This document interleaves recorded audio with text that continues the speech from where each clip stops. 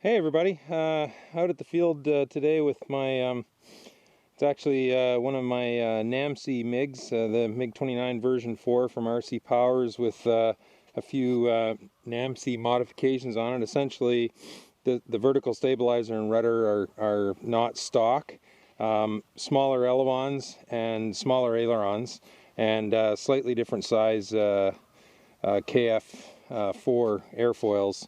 When Stefan and I were playing around with this, we were extending it back. I think it's about a 40% KF. But anyway, those are the basics on the plane. So the gist of what I'm out here doing today is Stefan and I have been working hard, and if you've read our blog recently, Stefan bought a great book from RC Flight School in Wisconsin called Airplane and Radio Setup, and it talks about getting your plane set up to be a more precise flying plane, a better balanced plane, and then allowing you to do some things with your radio and your expo, and just how you actually handle your transmitter to become a more precise pilot.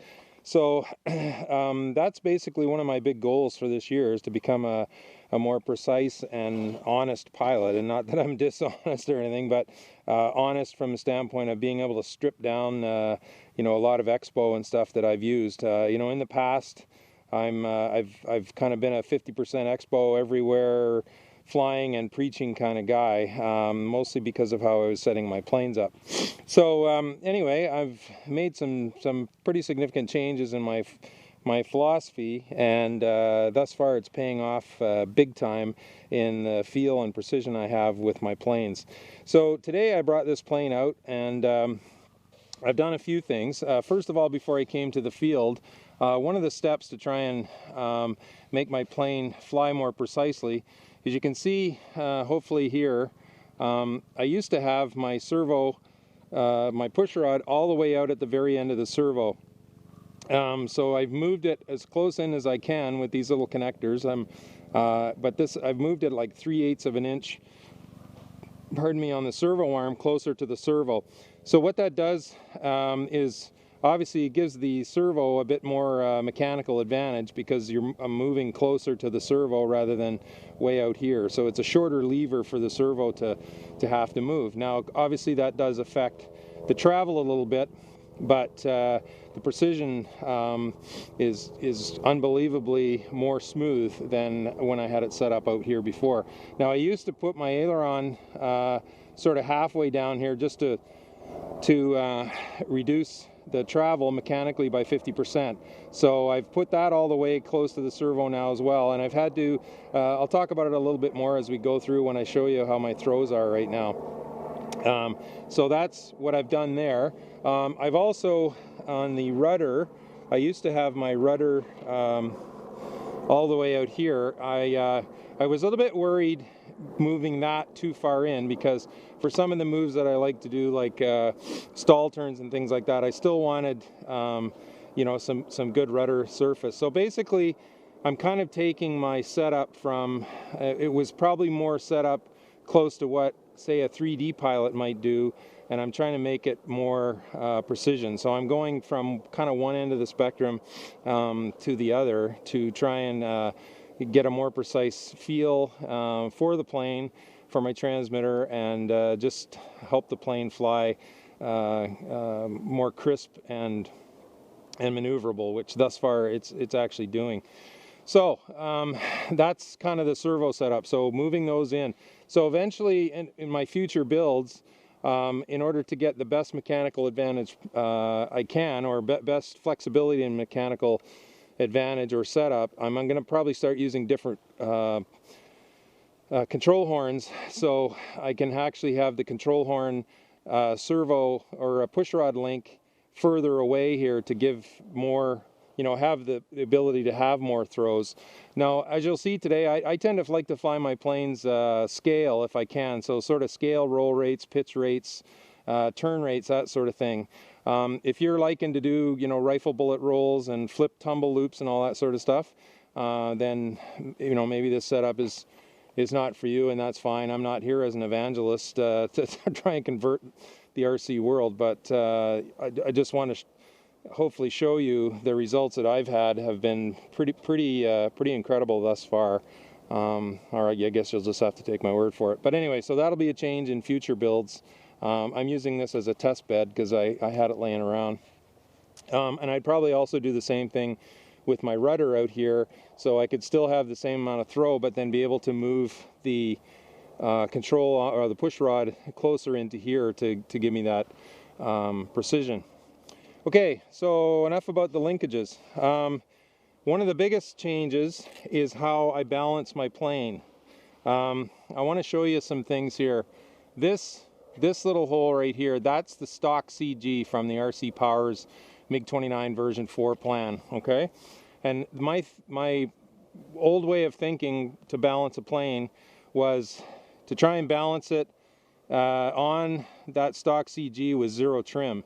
And I kept being stuck in this rut of always wanting 0 trim. So what ended up happening, and I actually wrote a post on the blog and an email to Dave Powers, because I was finding now, and again, this is because I wasn't balancing the planes properly. This is sort of where I ended up. I ended up with my CG with 0 trim to keep, you know, it wasn't zooming or anything like that, quite a bit further forward. And this battery, like this battery is located where I need it to be right now, but this battery, I kid you not, was almost a completely full 2 inches. So, you know, I would have kind of cut the battery in half with here. So I don't know how I was flying with it so bloody nose heavy like that, but you know, I guess it was just what I'd gotten used to over hundreds and hundreds of flights. So here's what's interesting now. So I've gone through, and I'm going to try and demonstrate it to you in this flight. There's a couple of different things, you know, and it takes a little practice, and you know, we'd all probably look at it a little bit differently. But one of the biggest tests is to do an arc test, which I'll show you. You kind of pull the plane up, about 30-degree climb, chop the throttle, and then just sort of watch how it goes over the top of the arc, and then, you know, eventually it's going to drop its nose as it runs out of energy. So here is my current CG, which is about 1/4 of an inch behind stock, and actually 1.25 inches behind where I was flying before. So that's a pretty massive difference.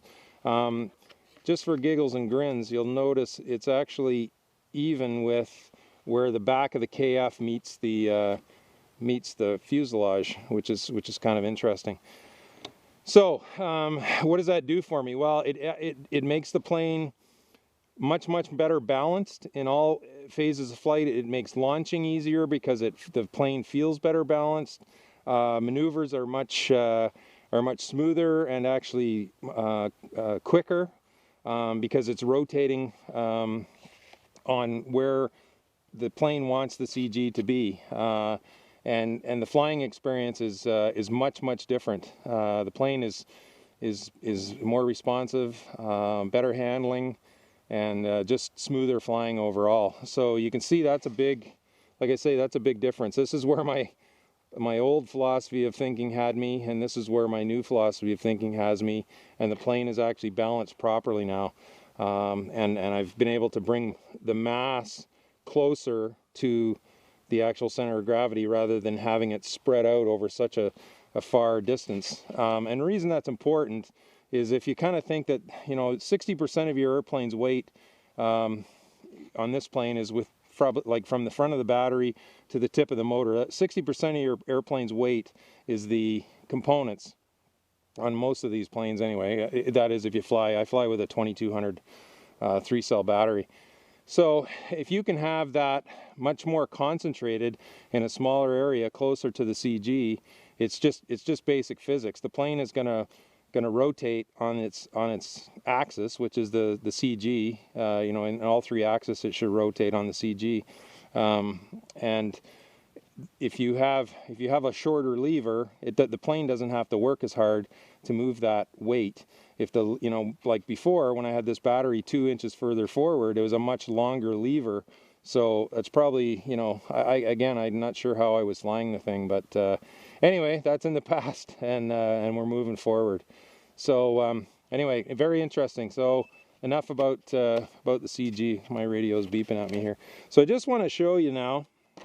So the second part of all of this messing around with the servos is, again, before I was flying with about 50% expo. So I'm actually dropped down and very comfortably flying with 20% expo, which gives me much more immediate response. And you'll have to take my word for this as well, but one thing about having those push rods closer to the servo is that those little movements in the center, the control surface goes much smoother. Like I'm just barely moving the sticks there now.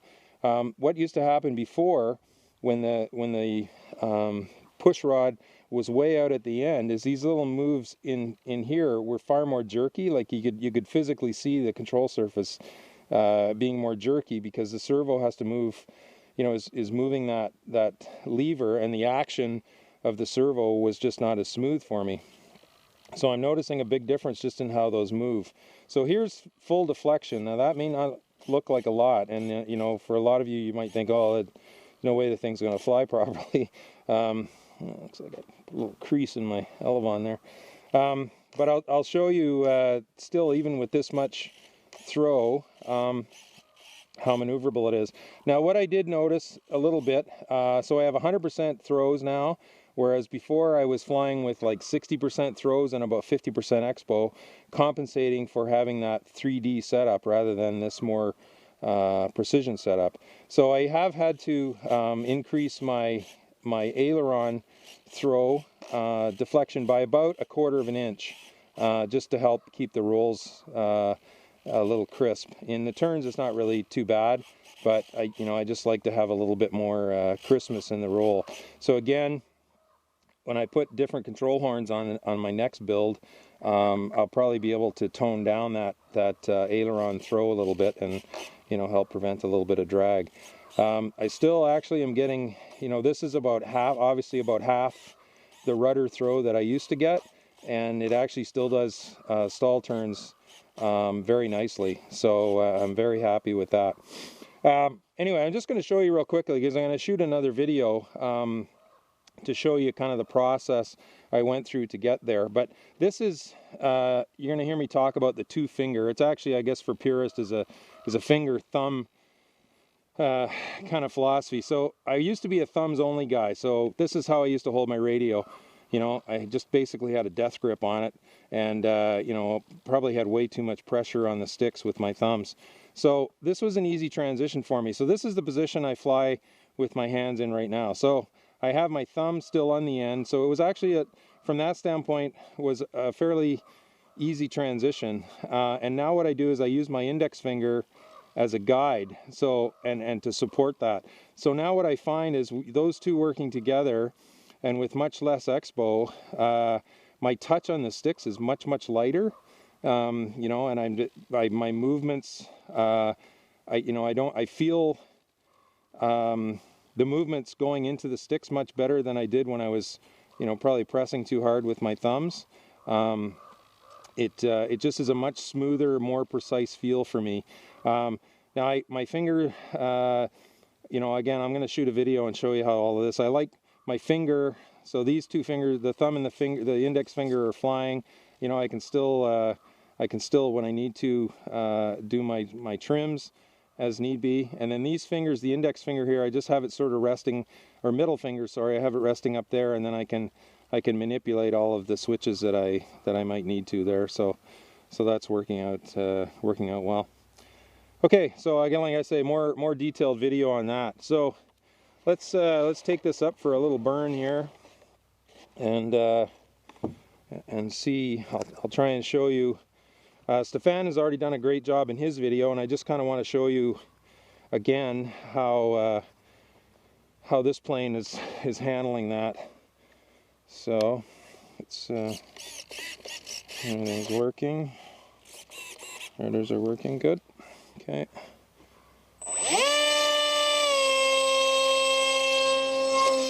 Oop. It's kind of a sloppy launch. Anyway, like I said before, it obviously didn't show up on that launch because I was kind of sloppy with my throw, but I find on launching now they're much less stressful. So I'm just barely feathering the sticks here and just really able to yank and bank it around. You know, nice and relaxing. I don't feel a lot of, I don't have a lot of tension through my index finger and my thumb. So I'm just going to try and set it up and demonstrate the arc test. A little bit of speed, so about 30 degrees. So you can see there, it's probably, in all honesty, it might still be a little bit nose heavy. But what I like to look for in this arc test, and I'll try it again here, is if I'm still too tail heavy, then it'll sort of mush. The rear end will sort of mush. And if it's still really nose heavy, you know, like as the airplane slows down, the nose will drop far more drastically. Okay, so very crisp rolls. That was a kind of a full deflection roll. I know it's maybe not as snappy as some people like, but you know, to me that's probably even a little bit more scale than you'd see most MiG pilots doing in a real MiG. But again, just very easy to yank and bank this this plane around in a very tight spot, because I just feel comfortable. So I'll show you. So it still does. That wasn't the best pilot's rendition of a stall turn, but it still has pretty decent kick on the rudder, even with half the throw I used to have. But again, I'm down. I'm in the rudder. I'm at about 35% expo.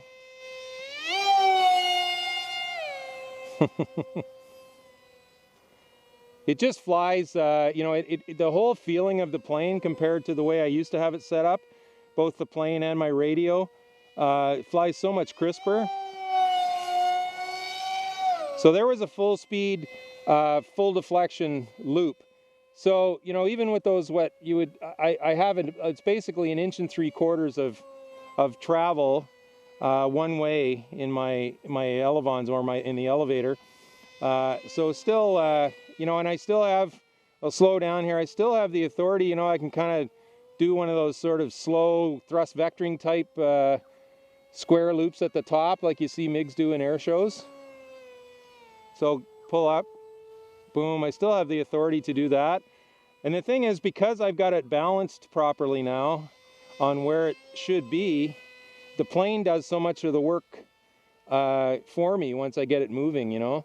It doesn't need the huge control surface deflection to do its job.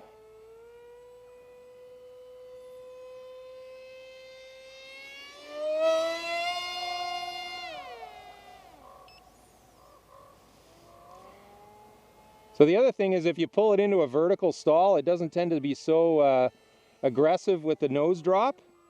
So I'm just going to set it up here and try a little high alpha. I don't really have my high alpha hands with me today, but I'll see what I can do.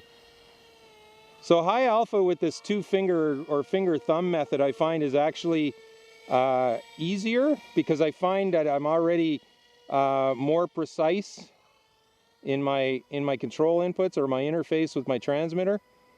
Get out of that long grass, silly. Bring it around here, come on.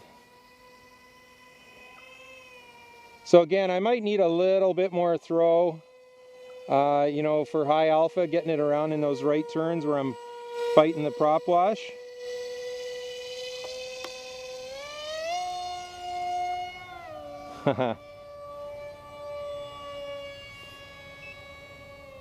So another test you can do is inverted, which I'll try and do here. I'm not the best inverted pilot. It still makes me pretty darn nervous, but so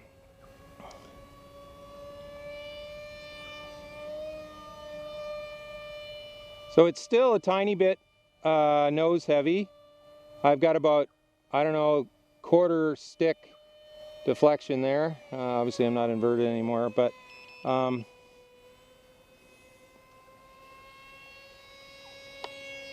I'm going to shut my timer off. I know I've got some time left here. I just want to show you one more arc test here. Hopefully it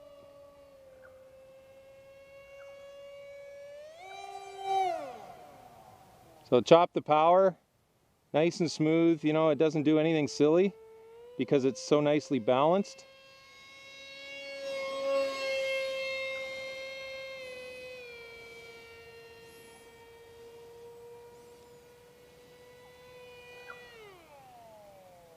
So it also flies much nicer on approach. You know, when you're coming into land, because it has, you know, I hate to use the term cliche, it lands itself, but because it's much better balanced, you know, it requires very little elevator to sort of hold it off as it's coming into land, because it's balanced where it wants to be on the proper CG. It just kind of, you know, it has its own sort of natural sink rate there. So anyway, folks, I hope that you know, kind of demonstrated where I'm going. This plane flies, you know, just by those little tweaks in adjusting the plane, and then you know, proper setup of the radio. Already this plane is flying so much better, and I feel so much better connection and smoothness in how I'm flying with it. So it's pretty much, like I said, it's about it's a four-step process, I guess, when you think about it, and they kind of go hand in hand. The servo, the servo, this obviously makes it much smoother, more sensitive, but less jerkiness.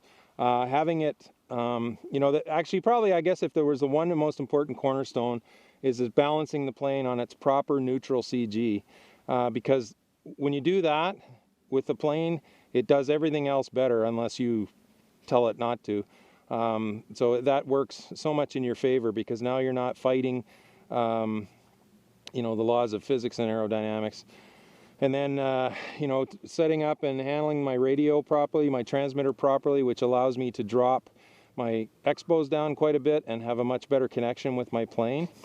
Just one thing I would say is, if you are looking to mess around with this setup, is make sure as much as you absolutely can that you know, get all your control surfaces down to 0 with no trim, and really try and focus on getting them as dead center as you possibly can, because you can imagine, as you're working towards more and more precision and less expo, if you have one control surface, what I've been finding anyway, if I had one control surface that's just a little tiny bit out of dead center when I have no trim, then I'm fighting that a lot harder than I should be.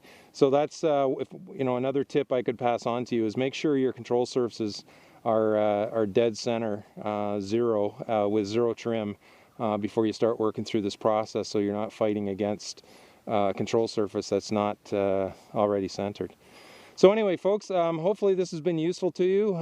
It's been a real fun process for me, a learning process, and it actually, you know, at first when Stefan started sharing the information from the airplane and radio setup manual from RC Flight School, which I have a copy of on the way, I would strongly recommend, if you're looking to take your flying up to a next level, check it out. I will put the links to the to their website in the down below in the video. But anyway, what I was about to say is, you know, when Stefan first started sharing the ideas with me, you know, again, being on the wrong side of 50, you know, I thought, oh, it's, you know, well, I've been doing it this way and it works. Well, I was doing it that way and it worked, but I was working a lot harder than I needed to. And now that I've tried these new, you know, got out of my own head and got out of my own way, and I've tried these new processes, it's really just boom, instantly taken my flying and my plane setup to a whole new level, with actually not a whole lot of major adjustment, you know, on my part. I've got about probably close to 50 flights now using that new 2-finger or finger-thumb process, and I'm really liking it. I'll never go back to thumbs only again, but that's just me. I know that's an emotional issue in the RC community, but anyway, folks, enough of my blathering. Thanks very much for watching, and take